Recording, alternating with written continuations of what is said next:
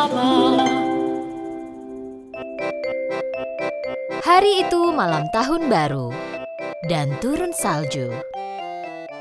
Rumah keluarga Stolbaum dihias indah dengan ornamen warna-warni berkilauan dan pohon Natal besar berhias lampu kelap-kelip. Tiba-tiba terdengar suara ketukan di pintu. Clara, anak bungsu di keluarga itu, pergi membuka pintu dengan girang. Paman Drosselmeyer masuk dengan membawa banyak hadiah. Clara sangat senang melihat paman favoritnya datang membawa hadiah. Clara tidak sabar menunggu hingga tengah malam. Ia ingin membuka hadiahnya saat itu juga. Paman Drosselmeyer tak mau Clara kecewa, jadi ia berikan hadiah Clara. Dengan gembira, Clara membuka hadiahnya. Ini hadiah paling menarik yang pernah ia dapat. Hadiah itu berupa boneka pemecah kacang berwajah lucu dengan hidung merah dan kumis tipis. Clara belum pernah punya mainan seperti ini. Clara sangat menyukai boneka pemecah kacang itu. Ia mulai memainkannya dan bahkan menari.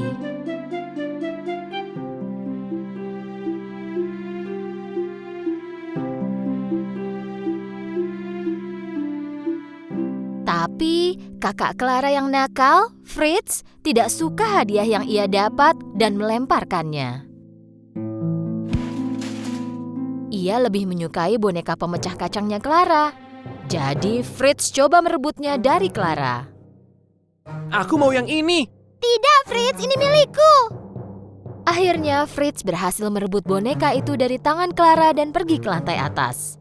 Hei Fritz, cepat kembalikan mainanku. Kau main saja dengan mainanmu sendiri. Aku tak suka mainan itu. Ini harusnya untukku. Fritz, jangan begitu. Kembalikan boneka pemecah kacangku. Ini, ambillah. Saat Clara mendekat untuk mengambil bonekanya, ia melihat tangan bonekanya patah dan tergeletak di lantai. Clara sangat sedih dan mulai menangis.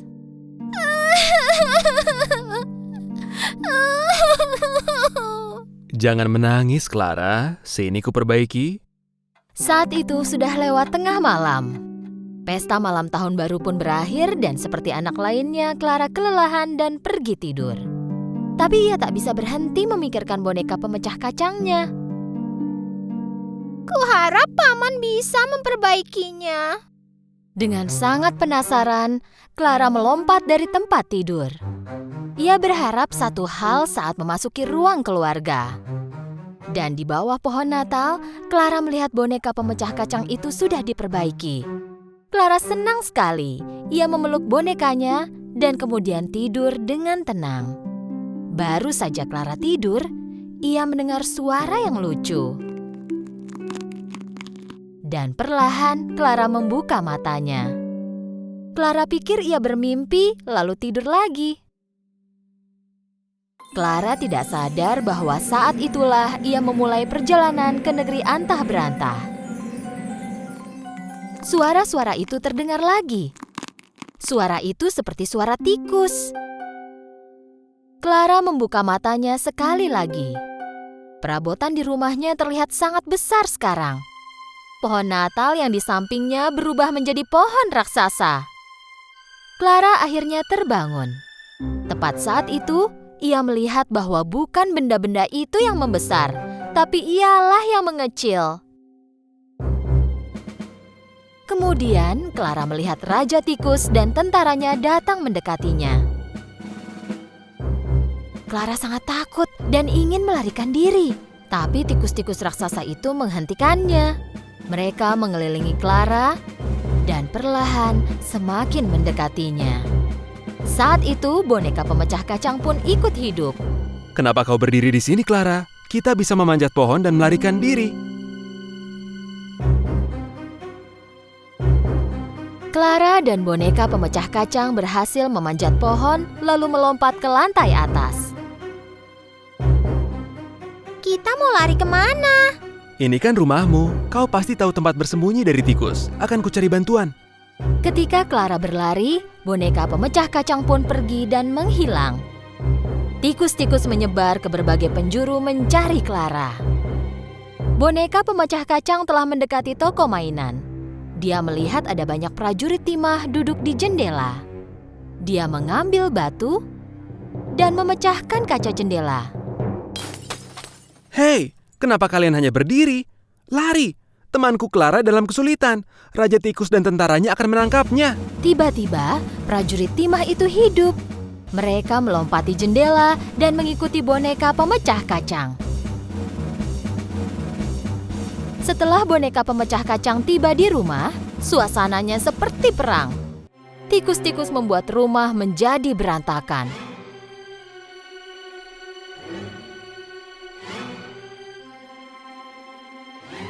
Boneka pemecah kacang dan prajurit timah menghunus pedang mereka dan mulai melawan Raja Tikus dan tentaranya.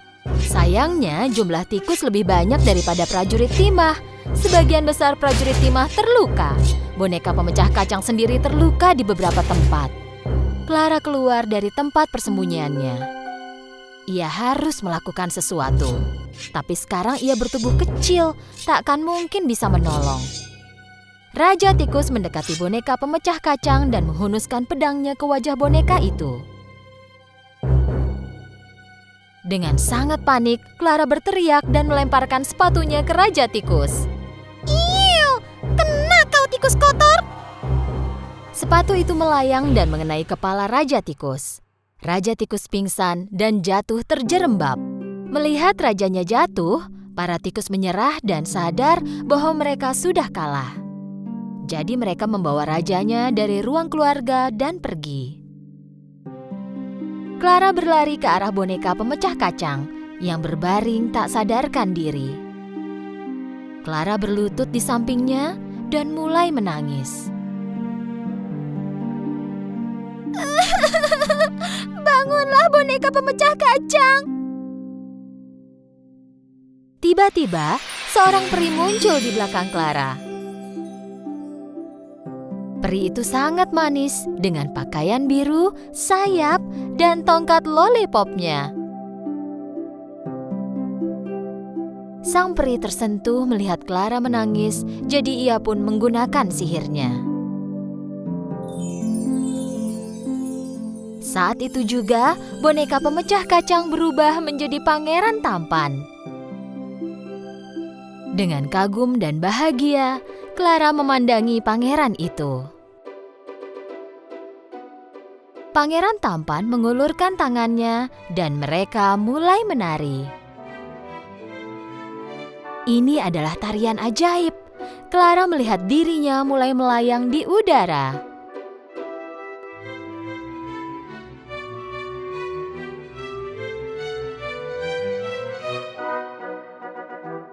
Dan di antara debu-debu peri itu muncullah peri permen. Kali ini ada peri lain di sampingnya. Peri-peri itu menerbangkan Clara dan pangeran ke negeri permen. Pohon yang terbuat dari permen, bunga dari permen jeli, kupu-kupu pink, apel tofi berwarna emas. Tempat itu sungguh mengagumkan. Clara mulai menceritakan semua hal yang dialaminya. "Aku tahu semua yang terjadi. Jangan khawatir, Clara, kau aman bersama kami." Kemudian terdengar suara flute yang menenangkan melingkupi seluruh ruangan. Lalu para peri dan bunga warna-warni mulai menari. Pangeran dan Clara pun ikut menari. Di sekelilingnya terlihat pohon, lollipop, dan permen warna-warni sedang menari. Clara dan pangeran tiba-tiba sadar kalau mereka di atas panggung. Setelah suara flute yang unik itu berakhir, Clara melihat sekeliling. Ia ada di atas panggung.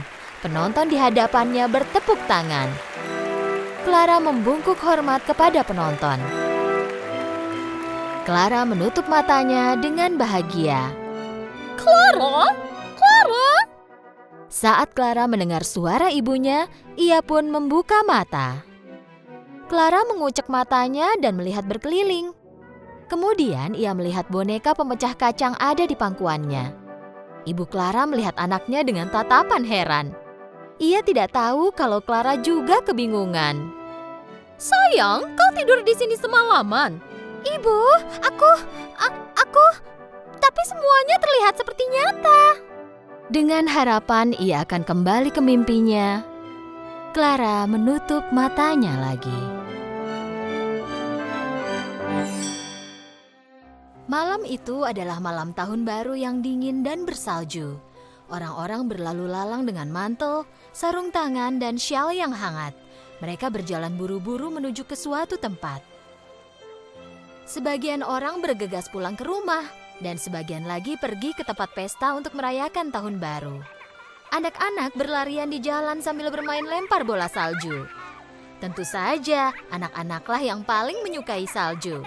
Mereka bermain bersama dan tertawa riang. Tapi di jalan itu, ada seorang anak perempuan yang terlihat berbeda dari anak-anak lainnya. Gadis kecil ini berdiri di tengah jalan, mengamati anak-anak lain yang bermain. Gadis kecil ini tidak punya topi untuk melindunginya dari dingin seperti anak lainnya. Pakaiannya pun tipis dan sobek. Dan sandal di kakinya tidaklah pas untuknya, terlihat kebesaran. Ia memegang sebuah kotak. Karena menggigil akibat dingin yang menusuk, gadis ini tidak melihat mobil yang datang ke arahnya. Hei nak, berjalanlah di pinggir, kau akan tertabrak. Gadis kecil itu bergegas menuju ke trotoar. Tapi saat berlari, sandalnya yang kebesaran terlepas dan terbang. Ketika tiba di trotoar, dia berbalik dan melihat ke sekeliling. Ada anak laki-laki yang lari membawa sandalnya. Sandalku! Ia mengejar anak laki-laki itu, tapi dia berlari sangat cepat. Berhenti!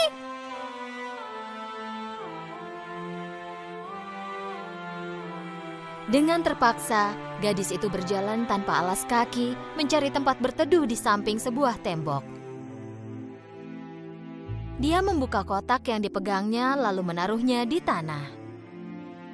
Gadis itu melihat ke dalam kotak yang penuh berisi korek api dengan matanya yang basah karena dingin. Ini adalah gadis kecil penjual korek api, tapi dia belum menjual satu korek api pun hari itu. Jika dia bisa menjual beberapa korek api dan dapat uang, dia bisa pulang dan makan semangkuk sup hangat bersama ibunya. Jadi dia mulai berteriak dengan suara kecilnya yang bergetar karena dingin dan sedih. Korek api! Korek api! Ada yang mau beli? Korek api! Tak seorang pun yang memperhatikannya. Jadi gadis itu duduk bersandar ke tembok. Jari-jarinya mulai sakit karena dingin. Dia tak tahan lagi akan rasa sakitnya. Dia harus berupaya untuk menghangatkan diri. Gadis kecil itu membuka kotak dan mengeluarkan korek api. Jari-jarinya kaku dan hampir tak bisa memegang korek api. Dengan tangannya yang gemetar, dia menyalakan korek api di dinding dan tiba-tiba cahaya oranye yang hangat menyelimutinya. Gadis malang itu menghangatkan tangan kanan dan kirinya secara bergantian dengan korek api. Tangannya kini tidak dingin lagi. Dia mendapati dirinya ada di hadapan sebuah tungku yang menyala. Dia menatap api tungku dan mulai bermimpi. Dia sedang duduk di depan sebuah tungku besar di dalam ruangan yang indah. Dia mengenakan sweater wool, kakinya mengenakan sepatu boot berbulu, dan topi menutupi kepalanya. Rasanya cukup panas, dia pun mulai berkeringat. Tapi tiba-tiba batang korek apinya habis terbakar. Dengan padamnya korek api itu, mimpi indah itu pun hilang. Jari kecilnya mulai membeku dan terasa sakit lagi. Gadis kecil itu menyalakan korek api lainnya. Pada saat itu, angin dingin bertiup. Gadis kecil itu menghadap ke tembok agar korek apinya tidak padam, dan dia menutupi api dengan kedua tangannya. Ketika dia melihat api itu, tembok di depannya tiba-tiba menghilang dan terbuka. Di dalamnya ada sebuah ruangan besar. Di sana ada berbagai macam makanan di atas meja bertaplak putih, dan tempat lilin perak di atas meja itu menyinari seluruh ruangan seperti siang hari. Dia menatap meja dan melihat bahwa di tengahnya ada sepotong besar daging panggang yang terlihat lezat.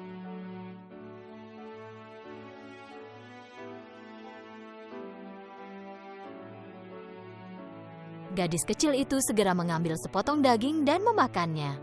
Tiba-tiba dia tidak lapar lagi. Gadis kecil penjual korek api ini ingin mengambil sepotong daging lagi. Dia menjulurkan tangannya, tapi batang korek api di tangannya habis dengan begitu cepat. Tangan gadis malang itu terbakar dan dia melemparkan korek api itu. Au! Au! Setelah dia melempar korek api di tangannya, makanan di atas meja dan ruangan itu pun menghilang dan digantikan dengan tembok. Gadis kecil penjual korek api itu menyalakan korek api lainnya. Sekarang dia masuk ke mimpi yang lebih hebat lagi. Dia sedang duduk di bawah pohon di suatu malam musim panas, memandangi langit. Udara masih terasa hangat meskipun malam hari. Gadis kecil itu tak bisa berhenti memandangi bintang-bintang. Dia tak pernah melihat langit dan bintang begitu cerah dan bersinar seperti ini sebelumnya. Lalu tiba-tiba, dia melihat bintang jatuh. Pikirnya, itu ada satu orang lagi yang terbang menuju keabadian. Ini sebenarnya kata-kata neneknya. Kemudian, dia melihat neneknya muncul. Setiap ada bintang jatuh, seseorang akan mengambil tempat bintang itu di langit, sayang. Neneknya hanya terlihat sebentar. Lalu ketika nenek menghilang, gadis kecil itu memanggil-manggil neneknya. Nenek, berhenti, jangan pergi. Tolong jangan pergi, aku sangat merindukan nenek. Untuk melihat neneknya sekali lagi, gadis kecil itu menyalakan korek api lainnya. Dia lupa bahwa tubuhnya membeku karena dinginnya udara di tengah jalan itu dan mulai bermimpi lagi. Setiap kali menyalakan korek api, dia merasa seperti melihat dan mendengar neneknya. Gadis kecil itu menyalakan korek api lainnya. Sekelilingnya terlihat terang seperti siang hari. Dia tak pernah melihat neneknya secantik ini sebelumnya. Wajah nenek yang penuh kasih membuatnya lupa akan hari-hari dingin dan pahit yang telah dia lalui. Gadis kecil itu tak ingin momen ini berakhir, jadi dia buru-buru menyalakan korek api terakhir. Neneknya muncul lagi di hadapannya. Nenek mengulurkan tangannya untuk memegang tangan gadis kecil penjual korek api itu. Mereka mulai terbang ke langit bersama-sama. Gadis kecil itu merasakan kelegaan. Tidak ada dingin atau rasa lapar lagi. Saat itu, sebuah bintang jatuh melintas di langit.